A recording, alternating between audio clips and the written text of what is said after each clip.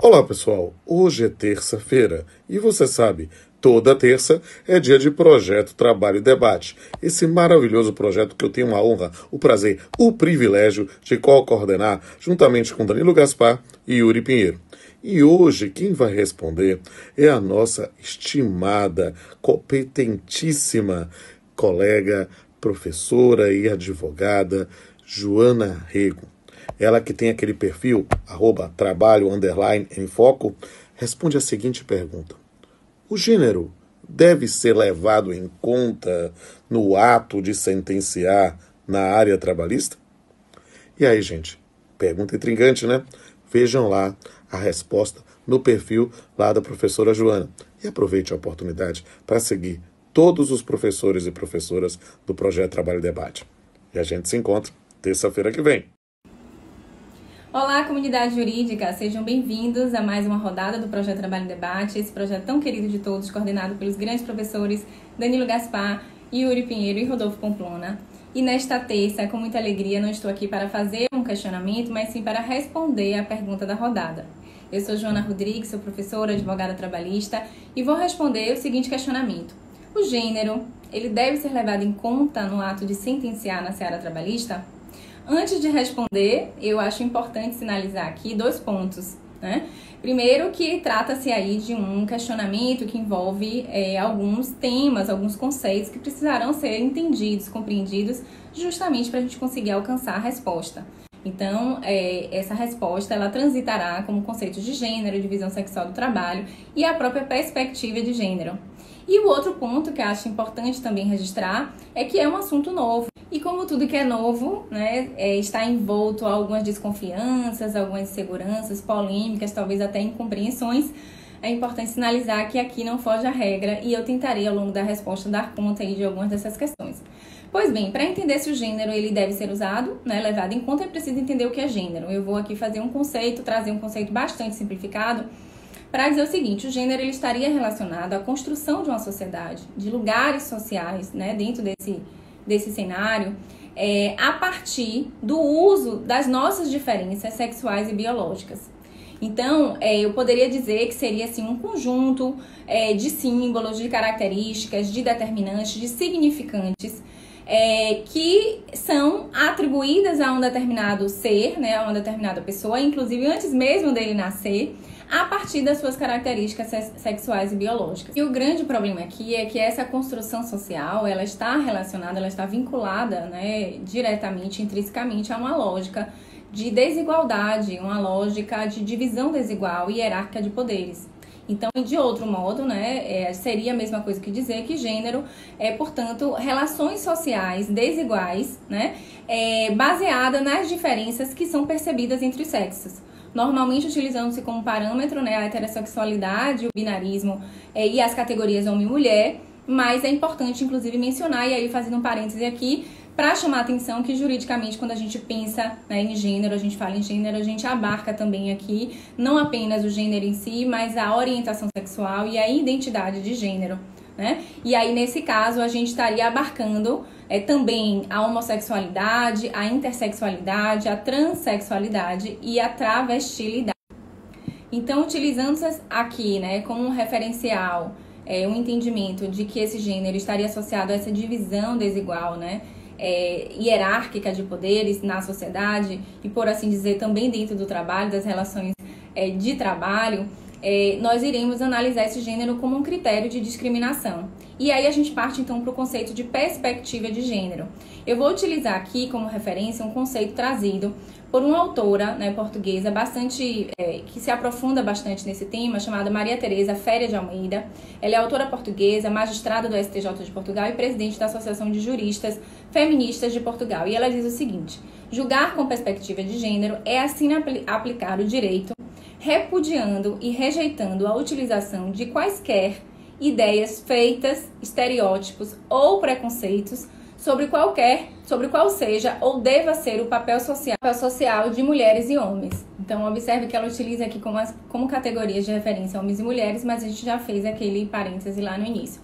Então, gente, esse julgar com perspectiva de gênero é justamente, né, levar em consideração o que significa, né, esse gênero dentro dessa estrutura da nossa sociedade e todos os estereótipos que estão nele compreendidos.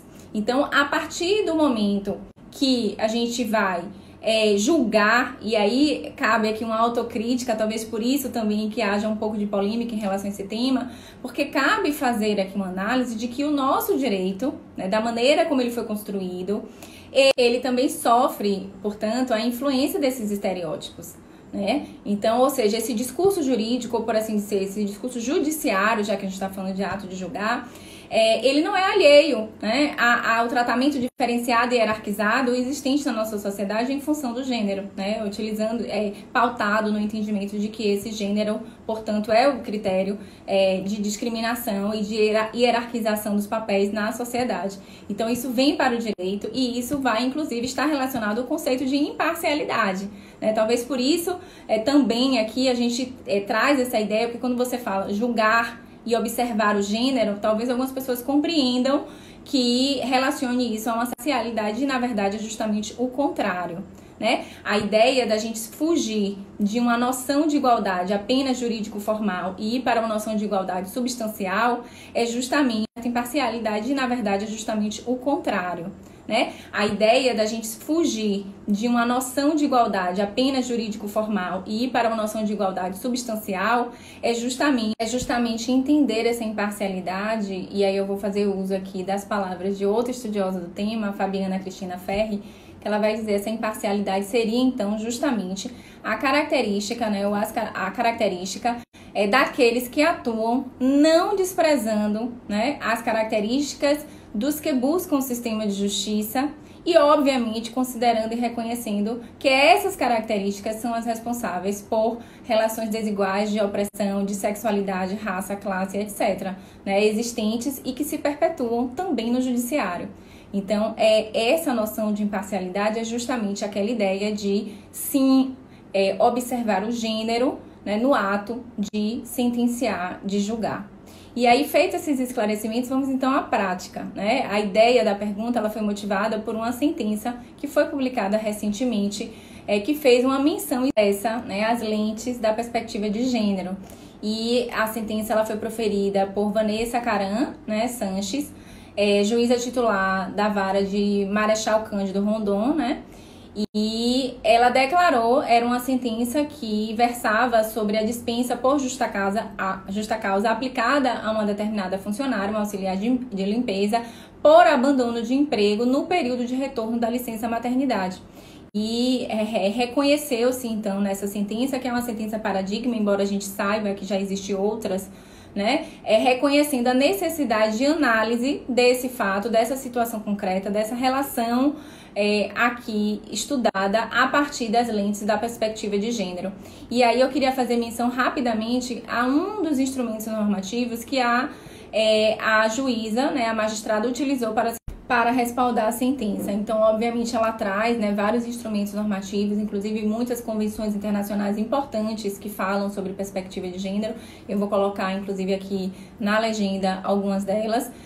Mas eu escolhi aqui o Protocolo Mexicano para Julgar com Perspectiva de Gênero de 2013, que ela faz menção, e ele diz o seguinte, abre aspas, a aplicação da perspectiva de gênero no exercício argumentativo de quem aplica a justiça é uma forma de garantir o direito à igualdade e de fazer com que se manifeste como um princípio fundamental na busca de soluções justas.